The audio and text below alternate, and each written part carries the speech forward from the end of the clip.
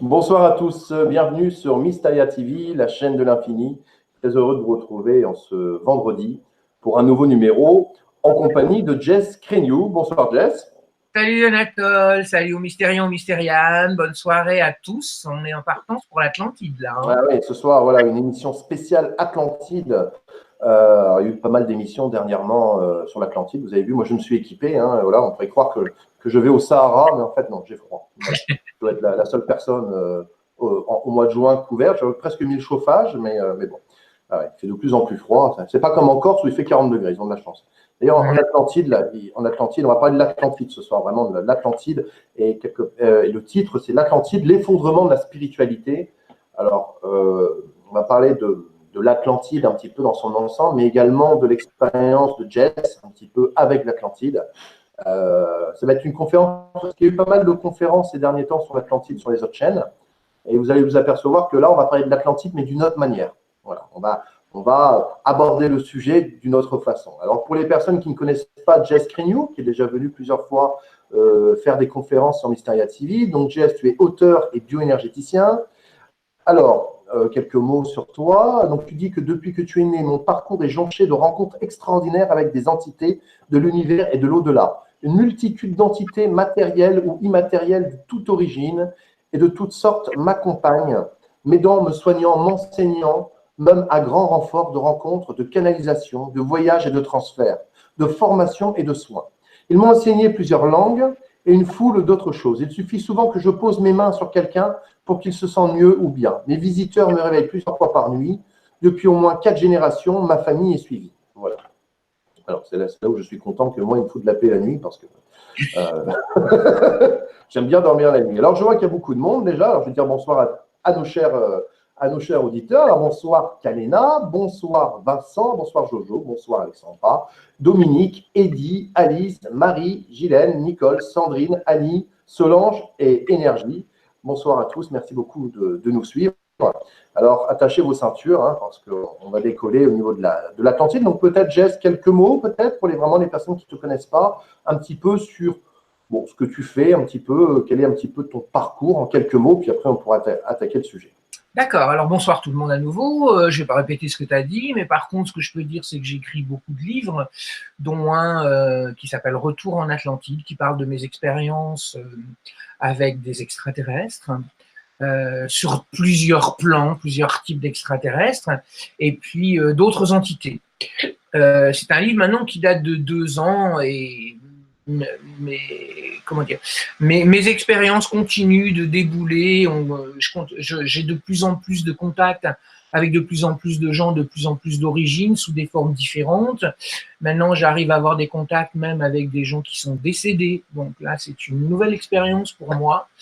Des gens qui viennent me retrouver ou me demander de l'aide, avec qui j'ai une certaine sympathie quelque part aussi, et qui nous ont enseigné sur l'histoire de la région ici à Paris-Est où j'habite. Et plein de choses, ça n'arrête pas d'arriver. Donc je pourrais dire des choses nouvelles à chaque émission, parce que ça continue. De toute façon, je continue également mon chemin avec eux vers l'ascension, vers la spiritualité, sous différentes formes. Différents outils et ça continue. Nicolas d'ailleurs, que je salue au passage, Nicolas Turban, qui m'a également aidé par son blog Éveil Homme par rapport à l'Atlantide. L'Atlantide que nous allons voir ce soir, c'est une Atlantide dont j'ai une expérience, avec laquelle j'ai un vécu, puisque j'ai une régression dans une vie atlante. C'est une Atlantide dont je l'ai sous-titré l'effondrement de la spiritualité, parce que il y a un grand parcours spirituel là. C'est aussi pour ça que l'Atlantide m'attire beaucoup. Et donc, nous allons développer cette idée. Alors, il y aura beaucoup de données techniques. Je vais regarder mes notes là au passage, de temps en temps et régulièrement, parce qu'il y a pas mal de données. Ça reste très accessible à tout le monde pour autant. Et puis, après, nous verrons avec les questions qui émergeront de l'émission de ce soir. Voilà. Alors déjà, un petit peu la question qu'on se pose. Donc déjà, c'est vrai que l'Atlantide, la plus grande question, c'est où était basée l'Atlantide? Parce qu'il y a eu plein de personnes qui nous ont dit que ça se passe, que c'était dans l'océan Atlantique, d'autres qui nous ont dit que c'était en Méditerranée, d'autres encore que c'est dans le golfe de je ne sais pas trop quoi. Donc déjà, peut-être nous parler qui sont à la fois les Atlantes et où ils habitaient. Alors ça, je vais le développer. Si tu veux, je peux commencer. Si tout le monde est là, parce que je vais le développer. Il y a plusieurs parties. Il y a le mythe, il y a la fiction, il y a les faits. Donc, je vais repartir dans l'histoire, dans différentes dimensions même également. Et en ajoutant également les expériences personnelles. Je regarde les yeux parce qu'il y a des vaisseaux autour de nous ce soir-là que je vois par ma fenêtre. Donc je lève les yeux et je sens que nous sommes accompagnés, Malakim Tohin. Donc bonsoir à tous. Voilà. Alors l'Atlantide. Donc bon, l'Atlantide, c'est le Hollandais volant. Hein. Tout le monde y voit plein de choses, tout le monde la cherche et beaucoup la trouvent à peu près partout. Notamment tout autour de l'Atlantique, notamment en Méditerranée. Il y a des raisons à ça, je vais y revenir tout à l'heure. On en retrouve des traces. Il y a aussi beaucoup de confusion. Je ne vais pas entrer dans ce débat-là, parce que ce n'est pas notre proposition de ce soir, mais il y a aussi beaucoup de confusion. Moi, je vais vous parler de ce que je connais, de ce que j'ai découvert et qui tient la route. Vous allez voir, je vais faire un parallèle avec l'Atlantide et l'histoire. Alors, pour commencer, donc bon, je dirais que l'Atlantide, bon, alors l'Atlantide, tu l'as dit, je crois, Anatole, tout à l'heure, ça fait rêver vraiment, vraiment beaucoup de monde. Tout le monde s'y est mis. Hein. Donc, on a commencé avec Platon. Ensuite, on a vu Aristote, Strabon, Hérodote, Voltaire, un Irlandais qui s'appelle Ignatius Donnelly. Il y a eu quelqu'un d'autre qui s'appelle Louis Spence. Victor Hugo en a parlé. Au XXe siècle, il y a eu des formations de 19e, 20e siècle, des associations atlantéennes qui se sont mises en place. Alors, il y a eu le célèbre mage Georges Gurdjieff, donc qui en a beaucoup parlé, Edgar Cayce, le mage américain également, qui a donné 700 lectures quand même sur l'Atlantide, ce qui est absolument énorme, qui a placé certaines parties de l'Atlantide d'ailleurs dans les Pyrénées, de mémoire ça devait être les Pyrénées orientales. Alors il y en a maintenant qui le placent de l'autre côté, du côté basque, donc les Pyrénées occidentales. Après, je dirais que tout le monde apporte son eau au moulin. C'est un sujet très très vaste pour lequel il faut aller faire beaucoup de recherches et même quand on en fait, il n'est pas même sûr qu'on ait encore toutes les choses et pour plusieurs raisons que je vais expliquer là très bientôt d'ailleurs. Je suis désolé de vous mettre en attente comme ça, mais c'est vraiment un sujet très vaste. C'est un sujet, l'Atlantide serait le chaînon manquant de l'humanité. Alors après, pour arriver à la fiction, alors il y a le cinéaste Pierre Benoît qui lui situait l'Atlantide dans le désert du Sahara, dans le massif du Hogar, avec un très beau film, avec Brigitte Helm d'ailleurs qu'on a retrouvé dans Metropolis, l'original de Fritz Lang. Donc il y a beaucoup de choses. Il y a eu des Atlantides qui seraient, dont on aurait des restes en Afrique, notamment en Afrique du Nord, en Afrique de l'Ouest. Il y a eu le film Aquaman récemment avec je dirais le sculptural Jason Momoa, qui est connu d'ailleurs dans Stargate Atlantis, dans lequel il joue deux rôles où il s'oppose lui-même. C'est assez marrant comment ils ont fait la construction. Alors bon. Aujourd'hui, la plupart des gens parlent, en se basant sur Platon, de l'Atlantide qui aurait été sur l'île de Santorin, mais il y a aussi des traces qui seraient très flagrantes en Sardaigne, par exemple, dans une ville qui s'appelle Doñana, au sud de l'Espagne, qui serait l'antique, je dirais même, Tartessos. Il y en a une aux Açores, il y en aurait une aux Açores, pardon, sur un endroit qui s'appelle Pico. On en a retrouvé dans 3 villes grecques, dont une qui s'appelle Aigara, Bourg et Lyké. L'Atlantide, quoi qu'on en dise et quoi qu'on retrouve, de toute façon, peine à refaire surface de son effondrement physique, je dirais. Mais là encore, il y a des raisons à ça, des raisons bien précises. Voilà pour la généralité sur l'Atlantide de base. Alors on en parle aussi, oui, dans le domaine dans la région de l'Hyperborée, le Doggerland. Donc le Doggerland, pour ceux qui ne sont pas encore au fait de cette partie-là, c'est un continent assez petit qui se serait effondré entre l'Écosse, l'Angleterre, le Danemark, les Pays-Bas et la Norvège. Donc nous sommes là dans la mer du Nord, côté est de la mer du Nord. Alors bon, comme je disais, on a trouvé pas mal de choses. Alors on en parle beaucoup dans beaucoup de fiction, comme tu le disais tout à l'heure, l'Atlantide revient à la mode. Alors il y avait quelque chose d'assez je dirais, d'assez attachant, les mystérieuses cités d'or que beaucoup auront probablement vu sur TF1 dans les années 80, en ont même parlé. Et d'ailleurs, c'était même fait plutôt de manière intelligente. Alors maintenant, nous allons arriver à ce qui constituerait vraiment l'Atlantide. Donc nous repartons à l'héritière, l'Atlantide qui serait l'héritière des continents de Mu et de Lémurie. Après, donc, les Atlantes auraient émané de là, des mythes d'ailleurs en sortent d'un peu partout, et d'ailleurs d'un peu partout dans le monde, et qui ont participé à la constitution de livres religieux, d'ailleurs sous différentes manières. Alors il y a l'Atlantide, il y a eu les géants. Les Atlantes étaient des géants, hein, donc ils ont laissé aussi des traces de géants. Ils n'étaient peut-être pas les seuls. Mais bon, alors cette histoire de l'Atlantide qui s'est effondrée, on le retrouve dans des mythes de Genèse d'une part et d'inondation, de déluge de l'autre, hein, avec l'immersion, l'effondrement et donc l'immersion de l'Atlantide. Alors Jules Verne en a parlé dans 20 milieux sur les mers, la théosophe, la créatrice, je dirais même, du mouvement théosophique était la russe Elena Blavatsky, en a parlé, l'Atlantide pour elle aurait été le 4e continent, suivant la Lémurie et Mus, qui tient encore la route avec le reste des informations que nous avons. Rudolf Steiner, qui était aussi un des compères, je devrais dire, d'Elena Blavatsky, qui a fondé les écoles, d'ailleurs qui existent toujours de son nom, et qui est un des leaders du mouvement théosophique. Il y a une grande chanteuse brésilienne très connue au Brésil qui s'appelle Rita Lee, qui y a même consacré une chanson. Le célèbre réalisateur James Cameron, ça vous dit quelque chose, James Cameron? Grattez-vous un peu la tête, vous allez trouver Terminator, les Aliens, enfin le Aliens 2, je crois. James Cameron est surtout connu pour Titanic et Avatar. Alors, voilà, tu arrives exactement où j'allais vous emmener, donc Titanic et Avatar, mais bon, Terminator a eu un très beau succès et Alien, donc Alien 2 a quand même si c'est pas un des plus connus de la série Alien, de la tétra-heptalogie même maintenant. Donc voilà.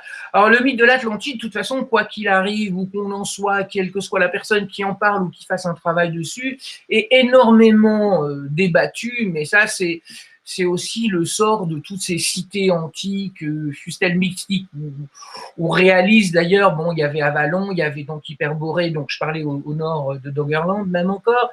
Il y a eu la cité d'Is en Bretagne. Bon, toutes ces cités qui font rêver, Harappa en Inde, etc. On a encore aujourd'hui des traces de Mohenjo-Daro. Alors il y en a qui diraient même que l'Atlantide, enfin, au moins pour partie, serait également là-bas. Et il y a peut-être des chances, puisque nous allons voir tout à l'heure, là encore, je vous tiens en haleine, nous allons voir tout à l'heure pourquoi. Alors après, bon, il y a eu, alors je vous demande de me laisser regarder mes notes. Oui, alors il y en a, les Espagnols, quand ils sont partis à la conquête de l'Amérique, pensaient trouver l'Eldorado, donc là-bas, qu'ils n'ont d'ailleurs toujours pas trouvé, mais pensaient également trouver l'Atlantide. Edgar Cayce plaçait une des Atlantides dans l'actuel triangle des Bermudes et disait qu'il y en aurait une autre un peu plus loin dans l'Amérique, le sud de l'Amérique du Nord, de mémoire. Et donc voilà, bon, il y a beaucoup de choses qui circulent au niveau de l'Atlantide. Tout le monde en parle, ça reste l'Arlésienne quand même, hein. Il reste encore à la découvrir. Pour autant, nous avons beaucoup de choses aujourd'hui.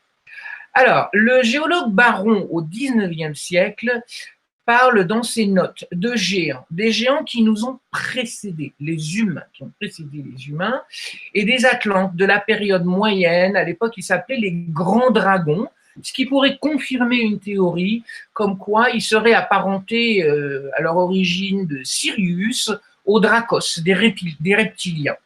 Donc, il est fort probable d'ailleurs qu'il y ait une origine également reptilienne aux Atlantes. Après, nous allons voir ça tout de suite. Alors l'Atlante semble remonter de plus en plus loin dans le passé. Voltaire aurait dit si l'Atlantide n'existait pas, il faudrait l'inventer. Et il y en a qui sont allés jusqu'à l'inventer même. Nous allons essayer de rester dans les choses raisonnables. Il y a différentes représentations, différents lieux de l'Atlantide au fil du temps, des chercheurs, des auteurs, des rapporteurs, des conteurs. Platon est loin d'avoir été le seul, mais il faut savoir aussi une chose, c'est que la Terre que nous voyons aujourd'hui, de toute façon, a énormément changé. Alors, elle a changé depuis la Pangée que nous apprenons à l'école, donc le grand méga continent qui unissait toutes les terres, et je dirais qui émergeait de l'océan terrestre. Mais il faut savoir également que la Terre a grossi et continue de grossir, de gagner en volume, que la Lune était plus proche de la Terre dans le passé, donc l'attraction de la Lune sur la Terre était plus forte, et comme la Terre était à la même époque plus petite, l'attraction terrestre était moins forte, ce qui a généré, l'oxygène était différent, l'eau était différente, ce qui a généré que, en fait, à l'époque, les créatures qui étaient là, de toute façon, avaient des formes, des tailles et un métabolisme qui variait de ceux qu'on pourrait trouver aujourd'hui. Donc ça aussi, ça complique la donne en même temps, hein. C'est ce qui fait également que, autrefois, vu que l'attraction lunaire était plus forte et terrestre plus faible, eh bien, ça permettait en fait qu'on ait des créatures déjà qui soient physiologiquement plus grandes sur Terre. Donc, vous avez tous entendu parler des grands dinosaures. Alors là, aujourd'hui, on y ajoute les géants, hein, qui étaient là également. Donc, faudrait prendre tout ça en compte pour vraiment avoir une étude sérieuse et non pas seulement les mouvements, les explosions de Santorin ou l'effondrement de l'Atlantique, etc. Donc, voilà pour les bases. Qu'est-ce que je voulais vous dire également? Alors oui, bon, moi, je vais arriver tout à l'heure dans ça, je vais le décrire, mais j'ai vécu dans une vie atlante il y a 14 600 ans, où j'avais des gens, mais je crois que j'en ai déjà parlé dans une émission passée, où j'avais des gens de ma famille actuelle qui étaient là. Ma cousine était là, mes parents étaient là. Donc nous étions, il y a 14 600 ans, en Atlantide. C'était déjà pratiquement la fin de l'Atlantide, hein, vous allez voir pourquoi. À l'occasion d'une sieste, j'ai rencontré une Atlante, alors je développerai tout à l'heure, et puis un autre après-midi, j'ai eu un Atlante, Anubis, donc que vous connaissez sous le nom du dieu égyptien, mais qui en fait à l'origine était un Atlante. J'ai une autre créature aussi, alors je ne suis pas sûr qu'elle soit Atlante, qui apparaît avec un visage, pour dire un corps humanoïde et une tête comme les brontosaures avec un très très long cou et une toute petite tête, un visage. Et à chaque fois que je vois cette femme, c'est une entité féminine, à chaque fois que je la vois, l'Atlantide revient dans mes vibrations. Vous vous souviendrez, ceux qui nous suivent, que je fonctionne beaucoup avec l'univers vibratoire. Et donc voilà. Mais en fait, l'Atlantide est une autre dimension. C'est surtout là qu'il faut regarder plus que sur les choses sur Terre. Alors bon, il y a toujours sur le blog de Nicolas Éveillhomme, il y a un invité qui s'appelle Sheldon Neal qui en a parlé également et qui disait que bon, il y a 100 000 ans, l'Atlantide était sur Terre. L'Atlantide a commencé, pour autant que je puisse le dire, il y a 250 000 ans sur Terre. Alors, quand on parle de l'Atlantide, il faut remonter dans le temps, dans l'espace, et il faut passer à d'autres niveaux vibratoires beaucoup plus élevés que le nôtre, hein, au 7e, 8e, peut-être même au-delà, sachant que nous sommes en train de pénétrer timidement et péniblement en 4e dimension. Mais là, nous sommes beaucoup, beaucoup plus haut. Alors, il y a 7 races racines. Ce qui est intéressant, c'est que les Atlantes étaient également des gens qui étaient très scientifiques et qui étaient physiciens, mathématiciens, etc. Et le chiffre 7, déjà, est un chiffre sacré, pour un tas de raisons. Il est sacré dans beaucoup de religions. C'est d'ailleurs ce qui nous a amené dans notre culture aujourd'hui nos 7 jours de la semaine. Hein, entre autres. Après, bon, je pourrais entrer là-dedans, mais ce sera un débat que nous développerons plus tard. Je vais rester sur les 7 races racines. Alors, donc, les Atlantes, en fait, sont arrivés sur Terre sous une forme qui n'était pas matérielle. Ils sont arrivés dans leur forme vibratoire. Ils sont arrivés dans une forme vibratoire à l'époque où la Terre était encore loin d'être celle que nous connaissons, puisqu'elle était encore en terraformation, donc une autre Terre complètement différente. Et les Atlantes sont descendus travailler sur Terre et en même temps faire un travail pour eux-mêmes qui est d'une expérience matérielle. Donc, ils sont descendus dans la matière au fil des générations et au fil des races. Alors là, je vais passer dans le détail plutôt technique. Donc, les Atlantes sont descendus de la race originale qui était d'origine lémurienne, avec lesquels ils ont eu d'ailleurs maille à partir, et pas que maille. Après, il y a eu l'hyperboréale, il y a eu les Toltecs, la touranienne, l'arienne, que certains disent être notre race actuelle. Alors, je reviendrai sur ça aussi. L'Akkadienne et la 7e, et donc la Mongole. Alors, ils étaient à l'époque esprits purs. Ils sont arrivés sur Terre dans la vibration terrestre en tant qu'esprits purs. Donc, en arrivant ici, ils ont travaillé à la Terre, ils ont commencé à faire l'expérience, ils étaient en contact avec d'autres vibrations, d'autres entités qui étaient déjà là, certains même avant eux, et petit à petit, ils sont descendus, ils ont abaissé leur vibration et sont descendus sur, pour dire simple, l'échelle vibratoire jusqu'à devenir complètement matériels. Et en même temps qu'ils sont descendus, c'est ce qu'on appellerait les anges déchus dans la Bible. Je reviendrai sur la Bible tout à l'heure, enfin, la Bible au sens large. Quand je parle de la Bible, pour moi, c'est aussi bien, c'est la Bible des 3 religions monothéistes, hein, que ce soit le Coran, que ce soit la Bible chrétienne, donc avec le Nouveau Testament, ou la Bible hébraïque avec plutôt l'Ancien Testament pour base, hein, pour les bases communes. Donc, ils sont arrivés là, et petit à petit, ont descendu leur vibration de manière à atterrir. Moi, je dis vraiment atterrir comme en tant qu'humain, d'où l'idée des anges déchus.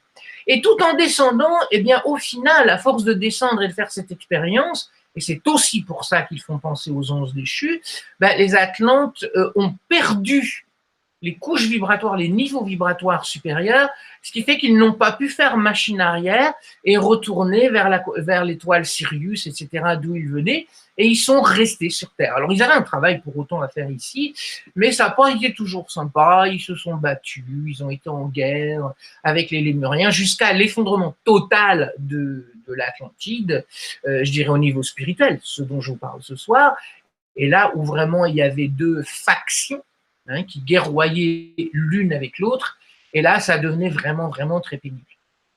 Alors bon, donc je vais revenir sur la partie des Toltecs. Donc là, quand je dis les Toltecs, nous sommes à la 3e race racine, donc les Atlantes sont déjà bien descendus dans l'échelle vibratoire, sont vraiment atterris au niveau, ils sont vraiment terrestres cette fois, et plus humains que bien avant, puisqu'avant ils étaient plutôt humanoïdes.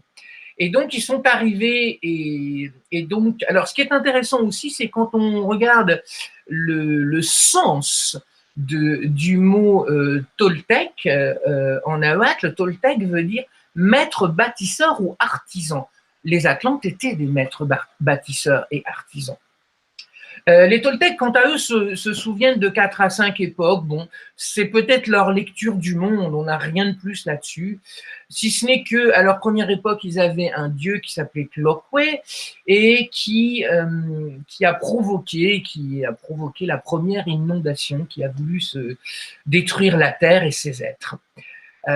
Donc la deuxième époque, les géants ont disparu. Donc là, les géants ont disparu parce qu'ils ont été rejetés, mais en même temps, il faut regarder ça aussi au niveau, comment dire, il faut regarder ça au niveau, zut, le mot m'échappe, au niveau de la métaphore, voilà, c'est ça que je voulais dire, c'est-à-dire qu'ils ont, les géants donc sont devenus de plus en plus en taille réduite, se sont rapprochés de la taille humaine que nous connaissons aujourd'hui. Donc voilà, on trouve ça à la 2e époque. À la 3e époque sont arrivés les Olmecs qui ont vécu sur Terre et qui ont tué le célèbre Quetzalcoatl et qui lui avait enseigné aux hommes la civilisation et la morale. C'était aussi le travail des Atlantes avec les premiers hommes. Ensuite, nous arrivons aux Akkadiens, donc les développeurs de la pensée. Alors, les Toltecs ont eu le besoin de créer une nation pour fédérer les hommes, dont eux. Et donc, ils ont créé la notion de nation. Et là, après, nous sommes arrivés aux Akkadiens. Les Akkadiens sont les développeurs de la pensée et qui ont commencé à instaurer un système pour légiférer finalement la population. C'est ce qu'on retrouve, par exemple, en parallèle dans la Bible avec les 10 commandements. Et ensuite, les Mongols, alors eux, les Mongols, ils sont partis dans le fait de faire émerger une divinité. Alors on a eu, entre autres, Bouddha, mais après, il faut développer par rapport à Bouddha, parce que Bouddha a également enseigné, beaucoup de Bouddhas ont enseigné Jésus. Jésus est allé en Inde, il est allé dans l'Himalaya, il a également rencontré Mani ou Manège dans la Perse antique, hein, qui est le créateur du manichéisme. D'ailleurs, c'est ce qu'on trouve dans le manichéisme chrétien, par exemple, hein, on le trouve aussi. Et petit à petit, en même temps qu'ils descendent en vibration, qu'ils descendent en forme et en force, les Atlantes se mélangent aux humains. Ils se mélangent aux humains, et c'est ce qu'on retrouve par exemple dans la Bible, en Genèse 6.2, on voit que les fils de Dieu, donc les Atlantes étaient considérés comme des dieux pour les hommes, les fils de Dieu virent que les filles des hommes étaient belles et les prirent pour femmes parmi celles qu'ils choisirent. Ils n'ont pas pris n'importe lesquelles, non. Et à l'époque, donc, ils étaient déjà des êtres qualifiés, déjà et encore, par rapport à nous, des êtres qualifiés de géants. C'est pour ça qu'on retrouve aujourd'hui, de par le monde, des monuments, des palais, même des meubles qui sont d'une taille très très grande. Les Atlantes faisaient à l'origine 7 ou 8 mètres de haut, ils étaient vraiment très très grands. Ceux que j'ai connus moi, donc Anubis, dont je parlais tout à l'heure, fait 3 mètres de haut. La femme qui ressemble à la dame d'Elche en Espagne fait aussi 3 mètres de haut. Moi, tous ceux que je connais faisaient 3 mètres de haut. Mais là, nous sommes vraiment, il y a dans tout ce qui est les 15 derniers milliers d'années, nous sommes vraiment sur les bas niveaux vibratoires des Atlantes. Et là, nous sommes pratiquement dans l'humanité telle qu'on la connaît aujourd'hui. Voilà, donc les Atlantes, donc je l'ai dit, venaient d'Orion, donc Orion était le Seth, donc c'est pour ça qu'ils sont considérés aujourd'hui d'une manière peut-être manipulatrice et négative par certains, hein. Et les anciens Égyptiens étaient polythéistes. Ils ont donné la base de nos 3 religions monothéistes, mais tous ces anciens Égyptiens étaient à l'origine des extraterrestres Atlantes. Et peut-être pas que d'ailleurs Atlantes, mais étaient des Atlantes. Je vous parlais tout à l'heure de ma rencontre avec Anubis. Tout en installant leur quartier sur la nouvelle Terre, ils changeaient de vibration et de conditions, donc ça je vous l'ai dit tout à l'heure. À peine atterris, ils ont eu besoin de gérer leurs nouvelles conditions, parce que tout ça, c'est un changement énorme. Nous nous sentons des fois, par exemple, fatigués, énervés, parce que nous sommes soumis aux vibrations terrestres qui changent, au climat, etc., aux musiques, à l'ambiance des gens, etc. Tout ça influe sur nous, et évidemment, de manière très très forte, les tempêtes solaires, par exemple, également. Nous ne sommes pas conscients de ce qui nous cause ça, mais parce que notre conscience a été beaucoup abaissée. Mais pour autant, nous sommes sujets à ce genre de choses, et voilà, nous en subissons également les conséquences. Et plus les Atlantes sont descendus vers leur forme terrestre, donc comme je disais tout à l'heure, on a baissé leur vibration, et bien plus ils sont descendus, plus ils ont été soumis à ce genre de choses qu'ils ne connaissaient pas avant, puisqu'ils étaient au-delà de ça, au-dessus. Donc en descendant en race, ils ont créé la première Bible, les 10 commandements, le code d'Hammurabi, donc on commence à légiférer sur les hommes.